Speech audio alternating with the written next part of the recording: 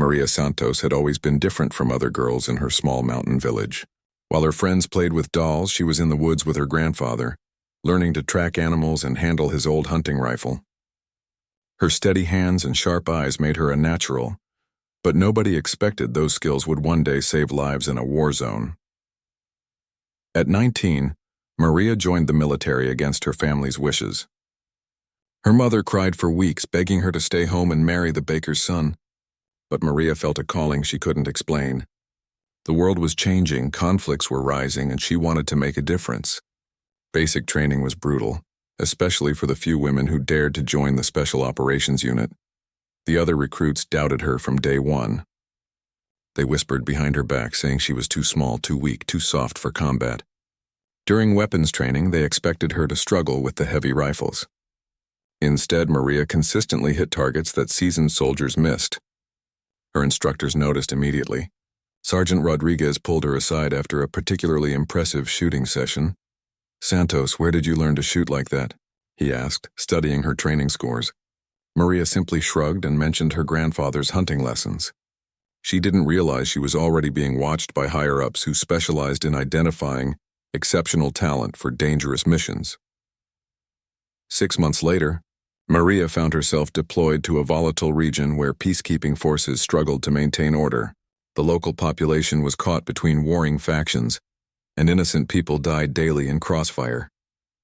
Her unit was tasked with protecting supply convoys and establishing safe zones for civilians. On her first real mission, Maria's team was escorting medical supplies to a refugee camp when insurgents ambushed them. Bullets flew from all directions as her squad took cover behind their vehicles. The team leader was hit in the first volley, leaving the younger soldiers panicked and disorganized. Maria remained calm, her training taking over as she assessed the situation. She spotted muzzle flashes from a building 300 meters away. Without hesitation, Maria positioned herself with clear sight lines and began systematically eliminating threats. Her precise shots allowed her team to regroup and complete the mission. Word spread quickly about the young woman who had saved an entire convoy with her remarkable accuracy. From that day forward, Maria's reputation grew among both allies and enemies. She became known for her ability to remain invisible while providing overwatch for her teammates. Her fellow soldiers started calling her Ghost because she could appear anywhere, anytime, always watching their backs. But Maria never sought attention or glory. She simply did her job with quiet dedication. The real test of her abilities came during a hostage rescue operation in an abandoned factory complex.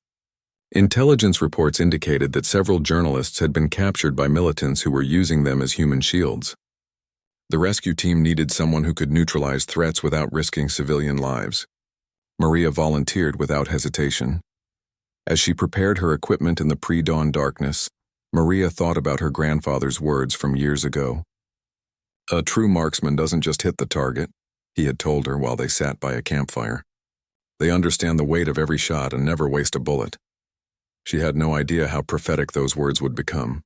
The factory was a maze of broken windows, rusted machinery, and shadows that could hide a dozen gunmen. Maria's job was to find an elevated position and provide cover while the assault team moved in. She studied the building layout, memorizing every detail, calculating angles and distances with the precision of a mathematician. Her life and the lives of innocent people depended on her preparation. As she climbed to her position in a partially collapsed tower overlooking the target building, Maria felt the familiar calm that came before difficult shots. Her breathing slowed, her heartbeat steadied, and the world around her seemed to sharpen into perfect focus. She checked her rifle one final time, adjusting the scope for the morning light conditions.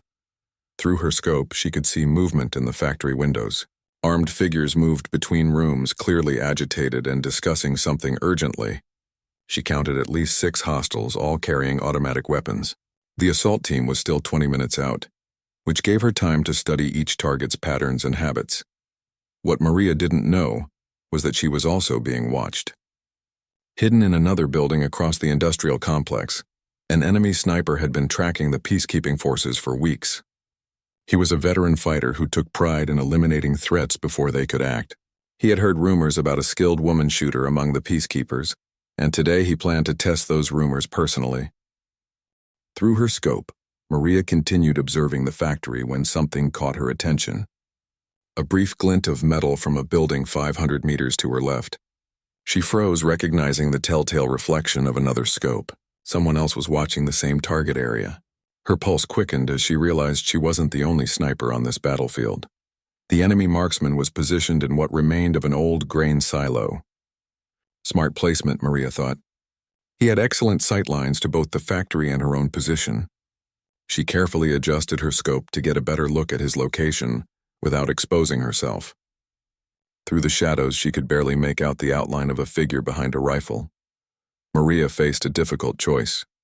She could radio her team and abort the mission, potentially dooming the hostages, or she could try to eliminate the enemy sniper first, risking her own position and alerting every militant in the area. The assault team was still 15 minutes away, and those journalists didn't have 15 minutes if shooting started early. She decided to wait and observe. Maybe the enemy sniper hadn't spotted her yet. Through her earpiece, she heard her team leader's voice giving final instructions to the assault squad. Everything was proceeding according to plan, but Maria knew plans rarely survived first contact with the enemy. Her finger rested lightly on her trigger as she watched both the factory and the distant silo. Suddenly, her radio crackled with urgent whispers from a forward scout. "Ghost, we have movement. Looks like they're preparing to move the hostages to a different location. We need to act now." Maria's heart sank. The timeline had just collapsed and she was caught between multiple threats with innocent lives hanging in the balance. That's when she saw him more clearly. The enemy sniper had shifted position slightly and now she could see his face through her scope. He was older, maybe in his 40s, with a grizzled beard and intense eyes that spoke of years of combat experience. What shocked her most was that he was looking directly at her position and he was smiling. The man raised one hand slowly, giving her a casual wave as if greeting an old friend. Then he pointed at her, then at himself, and made a shooting gesture with his finger. The message was clear. He knew exactly where she was, and he was challenging her to a duel. Maria felt a chill run down her spine. This wasn't just about the mission anymore. It was personal. Her radio buzzed again. "Ghost, do you have eyes on the targets? We're moving in 60 seconds. Maria keyed her mic quickly. "Negative, we have a problem. Enemy sniper has overwatch on your approach route. Give me 2 minutes. She clicked off before her team leader could respond with questions she didn't have time to answer. The enemy sniper was now making exaggerated aiming motions, clearly taunting her. He pointed to different windows in the factory where the hostages were held, then back to her position. He was telling her that he could eliminate her targets before she could react, and probably kill her teammates in the process. The arrogance in his gestures made Maria's anger flare, but she forced herself to stay calm. Maria began calculating distances and angles with lightning speed. The enemy was approximately 520 meters away, positioned about 15 feet higher than her location. Wind was minimal but shifting slightly from the east. She would have one shot, maybe two, before he could return fire. Miss and people would die. She thought about her options. A direct shot at the sniper would be difficult but possible. However, if she missed or only wounded him, he would immediately start targeting her assault team as they approached the factory. The hostages would become casualties in the crossfire. There had to be another way. Then Maria noticed something interesting. The silo where the enemy sniper was positioned had structural damage near its base. Large cracks ran up one side where an explosion had weakened the foundation months ago. If she could hit just the right spot with enough force, she might be able to bring down part of the structure. It was a desperate plan, but desperate times called for creative solutions. She adjusted her aim point to target the largest crack in the silo's wall, just below where the sniper was positioned. The shot would need to be perfect, striking with enough impact to cause a collapse while avoiding any chance of the bullet ricocheting toward the factory, where innocent people were trapped. Maria's breathing slowed to an almost meditative rhythm. She had been in situations like this before, but never with so many variables and so much at stake. Her grandfather's voice echoed in her mind. When everything seems impossible, focus on what you can control. Your breathing, your stance, your trigger pull. Everything else is just noise. The enemy sniper suddenly stopped his taunting gestures and brought his rifle to bear. He had apparently grown tired of playing games and was ready to start the real fight. Maria could see him settling into his firing position, preparing to take his first shot at either her or her approaching teammates. She had seconds to act. Maria made her final adjustments, said a quick prayer to saints she barely remembered from childhood, and began applying pressure to her trigger. The world around her seemed to slow down as she entered that zone where only the shot mattered. Her crosshairs settled on the target, and she began the smooth, steady squeeze that would determine whether she lived or died. Maria's shot rang out across the industrial complex, the sound echoing off concrete walls and metal structures. Through her scope, she watched as her bullet struck the damaged concrete exactly where she had aimed. For a heart-stopping moment, nothing happened. Then slowly, the weakened section of the silo began to crumble. The enemy sniper realized what was happening just as chunks of concrete started falling around him. He scrambled to move to a safer position, but the collapse was faster than his retreat. Maria watched as he disappeared behind falling debris, his rifle clattering down the side of the structure. She had neutralized the threat without killing anyone, something her grandfather would have been proud of. But there was no time to celebrate. Her earpiece crackled with urgent updates from the assault team. "Ghost, we heard gunfire. What's your status?" Maria quickly keyed her radio while keeping her scope trained on the factory windows. "Enemy sniper neutralized. You have a clear approach, but move fast." "I think they heard the shot." She was right. Through her scope, Maria could see increased activity in the factory. Armed figures were moving quickly between rooms, shouting orders she couldn't hear. They knew something was wrong, and that meant the hostages were in immediate danger. The careful rescue plan was falling apart, and now everything depended on speed and precision. Maria shifted her focus back to the factory, identifying targets and calculating shots she might need to take. She could see at least 3 militants moving through the main corridor, all carrying automatic weapons. In one room, she spotted what looked like the hostages, 4 people bound and sitting against a wall while a guard paced nervously nearby. Her assault team was now visible at the edge of the industrial complex, moving quickly but carefully through the maze of abandoned equipment and debris. They had maybe 90 seconds before reaching the factory entrance. Maria's job was to make sure they got there alive and that the hostages remained unharmed. Suddenly, one of the militants appeared at a broken window, scanning the area with binoculars. He was looking directly toward Maria's position, clearly trying to locate the source of the gunshot that had brought down the silo. Maria held perfectly still, knowing that any movement could give away her location. The militant with binoculars began pointing and shouting to his companions. Even without understanding his language, Maria could tell he was directing them to defensive positions. This was escalating quickly, and her team was walking into an increasingly dangerous situation. She had to act before the militants could organize an effective defense. Maria identified her first target, a gunman who was setting up what looked like a machine gun position, overlooking the main approach route her team would use. If he got that weapon operational, her teammates wouldn't stand a chance. She adjusted her scope and began her breathing routine, preparing for a shot that would save lives, but also announce her presence to every hostile in the area. The machine gunner was approximately 300 meters away, partially concealed behind industrial equipment. Maria could see just enough of his upper torso to make the shot, but she would need to be absolutely precise. Any mistake would alert his companions and possibly get her teammates killed in the resulting firefight. She squeezed the trigger smoothly, feeling the familiar recoil as her rifle fired. Through her scope, she watched the target drop immediately. Clean hit, threat eliminated, but now every militant in the factory knew exactly where she was positioned. Muzzle flashes began appearing at windows as automatic weapons opened fire in her direction. Maria rolled quickly to a new position as bullets shattered concrete around her previous location. She had expected this response and already identified 3 alternate firing positions within her tower hide. Moving fast but staying low, she relocated to a spot with better cover and different sight lines to the factory. Her radio came alive with multiple voices as the assault team reacted to the sudden gunfire. "Ghost, we're taking fire from multiple positions. Can you suppress the shooters in the north windows?" Maria was already working on it, identifying targets and prioritizing threats based on their ability to harm her approaching teammates. She took 2 more quick shots, neutralizing gunmen who were trying to establish overlapping fields of fire. Each shot was clean and decisive, but Maria knew she was rapidly running out of ammunition. More importantly, she was running out of time. Her teammates were now within 50 meters of the factory, and the militants were getting organized. That's when she saw something that made her blood run cold. One of the hostiles was dragging what looked like a hostage toward a window, apparently planning to use the innocent person as a human shield.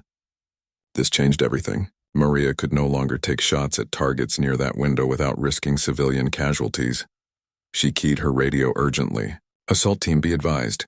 Hostiles are using human shields. I cannot provide cover fire on the east side of the building." The response was immediate and grim. "Copy that, Ghost. We'll have to go in without suppression on that approach. Keep doing what you can." Maria watched helplessly as her teammates approached the most dangerous part of their assault. She had 3 rounds left in her magazine, and at least 5 targets she needed to eliminate. The mathematics of the situation were brutal, but she had faced impossible odds before. Her grandfather had always told her that courage wasn't about not being afraid. It was about doing what needed to be done despite the fear. She took a deep breath, said another quick prayer, and began selecting her final targets. Each shot would have to count because after her ammunition was gone, her teammates would be on their own in what was rapidly becoming a desperate battle for survival. Maria made her final 3 shots count. Each bullet found its target with surgical precision. A gunman preparing to throw a grenade, another militant setting up a rocket launcher, and a sniper who had appeared on the factory's roof. With her magazine empty, she could only watch as her assault team breached the building's entrance. The sound of close-quarters combat echoed from inside the factory. Automatic weapons fire, shouting voices, and the occasional explosion of flashbang grenades. Maria reloaded quickly, but from her position she could no longer see inside the building to provide meaningful support. Her teammates were on their own now. Minutes passed like hours as Maria listened to radio chatter and tried to piece together what was happening inside. She heard her team leader calling for medical support, which could mean casualties on either side. The uncertainty was agonizing, but she maintained her overwatch position in case any militants tried to escape or reinforcements arrived. Then she heard something that made her heart race, a woman's voice speaking English, crying for help. One of the hostages was alive and conscious. Maria's earpiece crackled with her team leader's voice. "Ghost, we have the package, but we're pinned down on the 2nd floor. Multiple hostiles between us and the exit. We need immediate support." Maria studied the factory through her scope, looking for any way to help. That's when she spotted movement on the roof. More militants were climbing up from inside the building, apparently trying to get above her teammates and attack from overhead. If they succeeded, the rescue mission would become a massacre. She could see 4 figures moving across the rooftop, carrying weapons and what looked like explosives. They were heading toward a position directly above where her team was trapped. Maria realized she had maybe 30 seconds before they could drop grenades or start shooting down through holes in the deteriorating roof. The range was about 250 meters, and the targets were moving quickly across an uneven surface. Maria would have to lead her shots significantly to account for their movement. She also had to be careful not to hit any structural supports that might cause a collapse onto her own teammates below. Her first shot caught the lead militant center mass, dropping him instantly. The others immediately went prone, making themselves harder targets but also slowing their advance toward the critical position. Maria's second shot missed by inches as her target rolled behind an air conditioning unit. The 2 remaining militants were now aware of her location and began returning fire with automatic weapons. Bullets whistled past Maria's position as she worked the bolt on her rifle and sought her next target. She could see muzzle flashes from behind rooftop equipment, but the shooters were well concealed. That's when Maria remembered something from her urban warfare training. The old factory would have maintenance catwalks and service tunnels throughout the building. If she could get inside and reach a position with interior sightlines, she might be able to help her trapped teammates directly. She keyed her radio quickly. "Team leader, I'm coming inside. Hold your position for 2 minutes." Before anyone could respond, Maria was already moving, slinging her rifle and beginning a rapid descent from her tower position. It was a dangerous decision, but her teammates needed help at only close range. Support could provide. Maria reached ground level and began working her way toward the factory through cover provided by abandoned vehicles and industrial equipment. She could still hear sporadic gunfire from inside the building, which meant the fight was ongoing.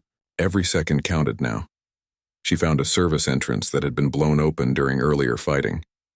Stepping carefully through the debris, Maria entered the factory for the first time. The interior was a maze of machinery, catwalks, and shadows. She could hear voices echoing from somewhere above, both her teammates and the remaining militants. Following the sound, Maria began climbing a metal staircase that led toward the second floor. Her boots made slight ringing sounds on the steel steps, despite her efforts to move silently. Every few steps she paused to listen and assess the situation above. Reaching the second floor landing, Maria could finally see the tactical situation clearly. Her teammates were barricaded behind heavy machinery about 50 meters away, while at least 6 militants had them surrounded from 3 sides. The hostages were visible in a small office space, guarded by 2 more gunmen who seemed increasingly agitated. Maria realized she was in a perfect position to change the dynamics of the fight. From her location, she could see several militants who had no idea she was behind them.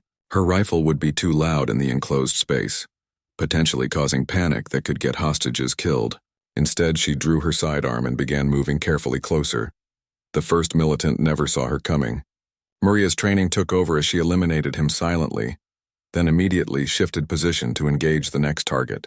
In close quarters, combat speed and surprise were everything. She had to move fast before the remaining hostiles realized their situation had changed. 2 more targets fell before the others began to understand they were being attacked from behind. Shouts of alarm echoed through the factory as the militants tried to reposition to deal with this new threat. But their movement also exposed them to fire from Maria's teammates, who immediately took advantage of the confusion. The battle was turning, but Maria knew it wasn't over yet. The most dangerous moments in any firefight came when desperate enemies realized they were losing and decided to take everyone down with them. She could see one of the militants near the hostages reaching for what looked like an explosive device, his face showing the determination of someone preparing to make a final, deadly statement. Maria saw the militant's hand moving toward the explosive device and knew she had less than 2 seconds to prevent a catastrophe. The hostages were only 10 feet away from the man with the bomb, well within the lethal radius of any significant explosion. There was no time for careful aim or perfect positioning, only instinct and years of training. She raised her sidearm and fired 3 rapid shots. The first 2 struck the militant center mass, while the third hit his hand just as he reached the detonator.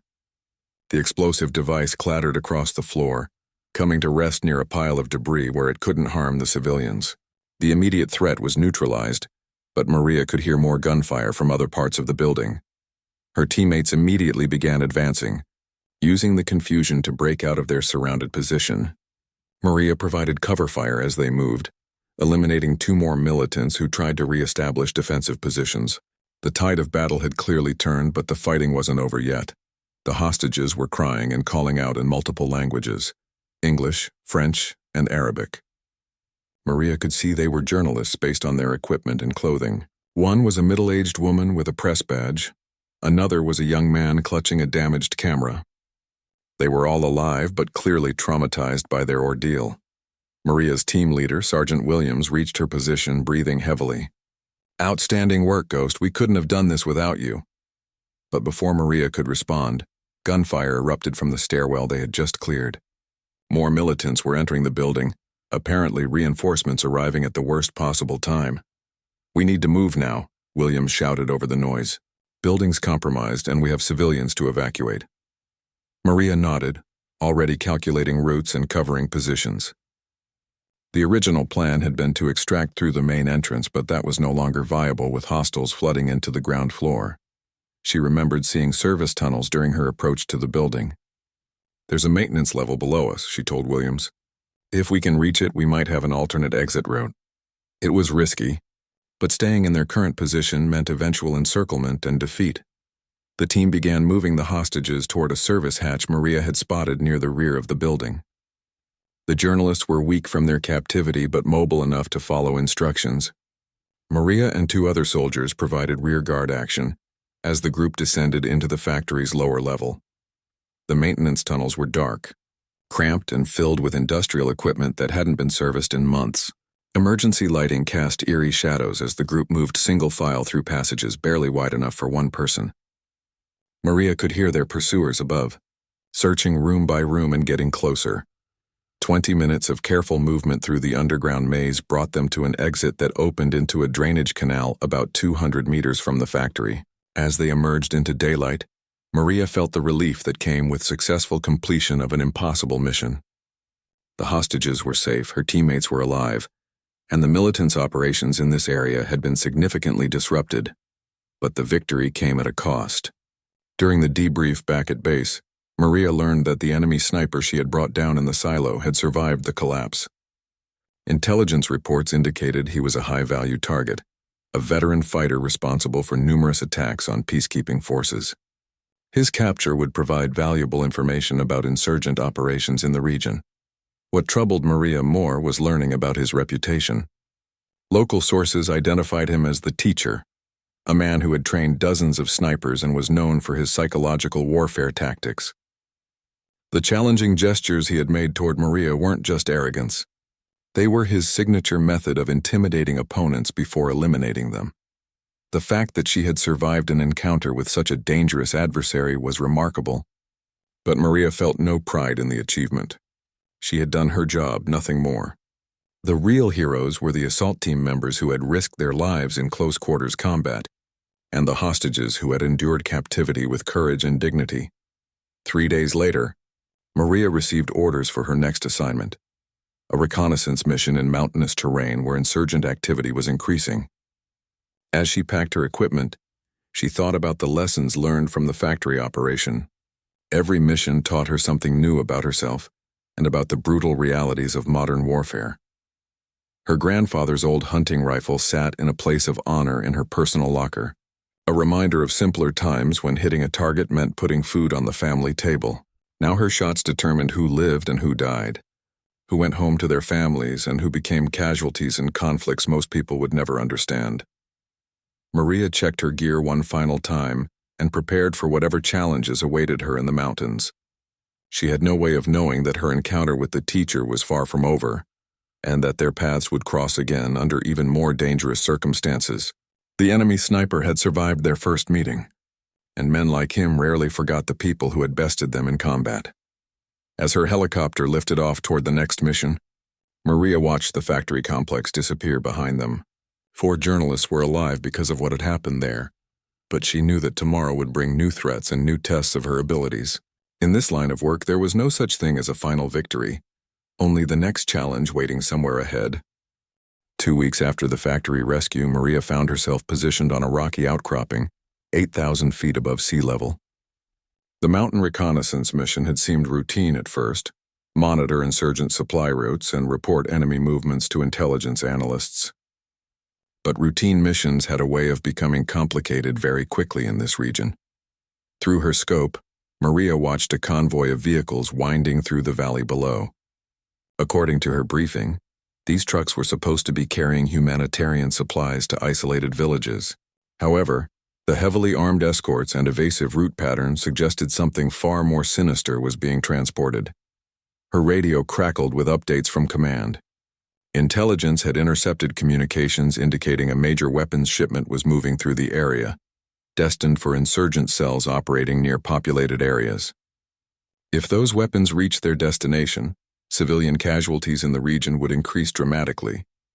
Maria's mission parameters were clear: observe and report. Do not engage unless directly threatened. But as she watched the convoy, she noticed something that changed everything. One of the vehicles had stopped, and armed men were forcing people out at gunpoint. Even at this distance, she could see the victims were wearing civilian clothes and appeared to be local villagers. She adjusted her scope for a clearer view and felt her stomach drop. The insurgents weren't just transporting weapons. They were using kidnapped civilians as human shields and forced labor. Maria could see at least a dozen villagers, including what looked like women and children, being herded into the back of a truck under armed guard. This was beyond her mission parameters, but Maria couldn't sit and watch innocent people being transported to unknown fates. She reached for her radio to call for immediate support when movement caught her eye. Another figure was climbing toward her position from the opposite side of the mountain, someone who clearly knew exactly where she was hidden. Maria's blood chilled as she recognized the approaching figure. It was the Teacher, the enemy sniper she thought she had neutralized at the factory. He was moving with the confident stride of someone who had planned this encounter carefully. Somehow he had tracked her to this remote location and was coming to finish what they had started. She had 2 impossible choices: stay hidden and hope he passed by, leaving the civilians in the convoy to their fate, or reveal her position by engaging the convoy, making herself a target for a sniper who had never forgiven her for their last encounter. Either way, innocent people would suffer. The teacher was now close enough that Maria could see his face clearly. The silo collapse had left him with a noticeable scar running from his left temple to his jaw, but his eyes held the same cold intelligence she remembered. He was carrying a rifle she didn't recognize, something custom-built with an advanced scope that probably cost more than most soldiers made in a year. He stopped about 400 meters away, positioning himself with clear sight lines to both Maria's location and the convoy below. Then he did something that made Maria's blood run cold. He waved at her just like he had at the factory and pointed down at the civilians. His message was unmistakable. If she tried to help them, he would kill her first. Maria realized this entire situation had been orchestrated. The convoy, her reconnaissance mission, even her positioning on this specific mountain. The teacher had somehow arranged all of it. He wanted revenge for their previous encounter, and he was using innocent civilians as bait to draw her into a confrontation she couldn't avoid. Her radio buzzed with an urgent update from command. "Ghost, we have credible intelligence that the convoy is carrying chemical weapons in addition to conventional arms. If those materials reach populated areas, we could be looking at mass casualties. You are authorized to take any necessary action to prevent that outcome." Now Maria understood the full scope of what was happening. The teacher wasn't just seeking personal revenge. He was protecting a weapons shipment that could kill thousands of innocent people. The kidnapped villagers were there to ensure she couldn't simply call in an airstrike or artillery barrage. Every aspect of this trap had been designed to put her in an impossible position. She studied the terrain carefully, looking for any advantage she could exploit. The teacher had chosen his position well with solid cover and excellent visibility. A direct sniper duel would favor his superior equipment and experience.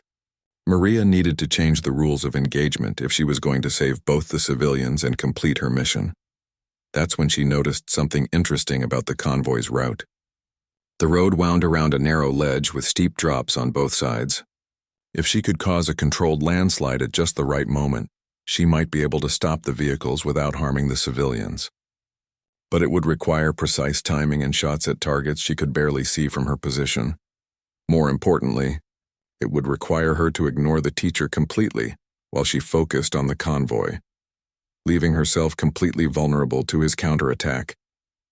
Maria had never faced a more difficult tactical decision: save the hostages and the unknown thousands who would die from chemical weapons, or protect herself from an enemy who had traveled halfway around the world to kill her. The teacher seemed to understand her dilemma. He had positioned himself where he could eliminate her the moment she revealed her location by firing at the convoy. It was a perfect trap, designed by someone who understood both her capabilities and her moral code. He knew she would try to save the innocent people even if it cost her own life. Maria made her choice. She began calculating angles and distances for the landslide plan, knowing that once she fired her first shot, she would have perhaps 10 seconds before the teacher's bullet found her. 10 seconds to stop a convoy, save hostages, and prevent a chemical weapons attack. It seemed impossible, but her grandfather had always told her that impossible just meant you hadn't found the right solution yet. Maria took a deep breath and made her peace with what was about to happen. She had identified 3 critical points along the mountain ledge where precise shots could trigger a rockslide large enough to block the convoy's route without crushing the vehicles containing civilians. It was the kind of shooting that required perfect execution under impossible conditions. She fired her first shot at a precariously balanced boulder approximately 600 meters away. The rock tumbled downward, starting a small avalanche that blocked the road behind the convoy. Now they couldn't retreat. Her second shot targeted an overhanging ledge that would fall across the road ahead of the lead vehicle, trapping the entire convoy in a narrow canyon. The teacher's return shot came exactly when Maria expected it, striking the rocks inches from her head and showering her with stone fragments. She rolled immediately to her secondary position while working the bolt on her rifle. Through her scope, she could see chaos erupting around the trapped convoy as drivers tried unsuccessfully to find escape routes. Her third shot was the most critical, a support beam holding up a damaged bridge section that the convoy would need to cross. The beam snapped cleanly, sending tons of concrete and steel crashing down to completely seal the road. The convoy was now trapped in a box canyon with no way forward or back. The teacher's second shot missed by even less, and Maria could hear the angry crack of his rifle echoing across the mountain. He was adjusting his aim, and the next shot would likely find its mark. But Maria had accomplished her primary objective. The chemical weapons weren't going anywhere, and the hostages were safe from immediate harm. What happened next surprised everyone involved. Instead of continuing their deadly duel, Maria heard helicopters approaching from multiple directions. Her radio came alive with her commander's voice. "Ghost, extraction birds are inbound. Intelligence confirms chemical weapons in convoy. Outstanding work stopping that shipment." The approaching aircraft changed the entire tactical situation. The teacher would now have to choose between continuing his personal vendetta and escaping before military helicopters could capture or eliminate him. Maria watched through her scope as he seemed to weigh his options, rifle still trained in her direction. For several tense seconds, neither sniper moved. The sound of rotor blades grew louder as the helicopters approached the canyon, where the convoy sat trapped. Maria could see special operations soldiers fast roping down to secure the vehicles and rescue the civilian hostages. Her mission was essentially complete, but the teacher still held her life in his crosshairs. Then something unexpected happened.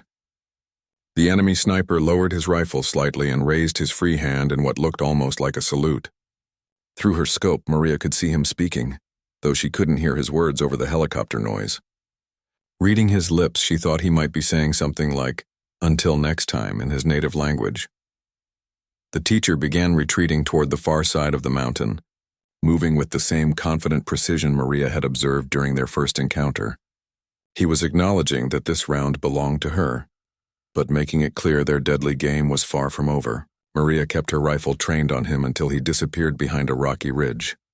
20 minutes later, Maria was aboard an extraction helicopter, watching the canyon shrink below them. The convoy had yielded not only chemical weapons but also detailed intelligence about insurgent networks throughout the region. The rescued civilians were being treated by medics and would soon be reunited with their families in nearby villages. During the flight back to base, Maria reflected on everything that had happened. The teacher had orchestrated an elaborate trap using innocent lives as bait, but he had also revealed something important about himself. He was willing to walk away from a killing shot when the tactical situation no longer favored him. That suggested a level of professional restraint that might be exploited in future encounters. Her commanding officer was waiting when the helicopter landed. Colonel Morrison was a veteran of multiple conflicts who rarely showed emotion, but Maria could see approval in his eyes as she submitted her mission report. "Santos, your actions today prevented what intelligence estimates could have been thousands of civilian casualties. That chemical weapons shipment was destined for population centers." The debriefing revealed the full scope of what Maria had disrupted. The teacher wasn't just a skilled sniper. He was a key figure in a weapons trafficking network that supplied insurgent groups across 3 countries. His personal interest in eliminating Maria had led him to take risks that ultimately exposed his entire operation to military intelligence. But Maria knew this victory came with a price. The teacher was still alive, still dangerous, and now more motivated than ever to settle their personal score. Intelligence suggested he was already recruiting other snipers and sharing detailed information about her tactics and capabilities. She had made a powerful enemy who wouldn't give up easily. 3 months later, Maria received a package with no return address. Inside was a single photograph, a long-range shot of her taken during the mountain operation, clearly taken through a sniper scope. On the back, someone had written a simple message in English: "I see you." It was signed with a small drawing of a crosshair. The message was clear. The teacher was still out there, still watching, still planning their next encounter. Maria showed the photograph to intelligence specialists, who confirmed it had been taken from the exact position where the teacher had been hiding during the convoy operation. Somehow he had managed to photograph her even while she was shooting at him. Maria kept the photograph in her equipment case as a reminder of what she was up against. Her grandfather had taught her that every hunter eventually becomes the hunted, and that survival depended on never underestimating your prey. The teacher was unlike any enemy she had faced before: intelligent, patient, and absolutely committed to their deadly game. As she prepared for her next assignment, Maria knew that somewhere in the world an enemy sniper was doing the same thing. He would be studying her methods, learning her patterns, and planning the perfect trap. Their paths would cross again, and when they did, only one of them would walk away from the encounter. The war continued, missions came and went, but Maria never forgot about the teacher. Every time she looked through her rifle scope, every time she took a position on high ground, she wondered if he was out there somewhere, watching her through crosshairs of his own. It was a deadly game of cat and mouse that could only end one way, with a final shot that would determine which of them was truly the better sniper. Until that day came, Maria continued doing what she did best, protecting innocent lives and completing impossible missions. But she never forgot that somewhere in the shadows, an enemy who knew her capabilities was planning their ultimate confrontation. The challenge he had issued at their first meeting remained unanswered, and Maria knew that eventually she would have to prove whether she could truly land the shot that mattered most.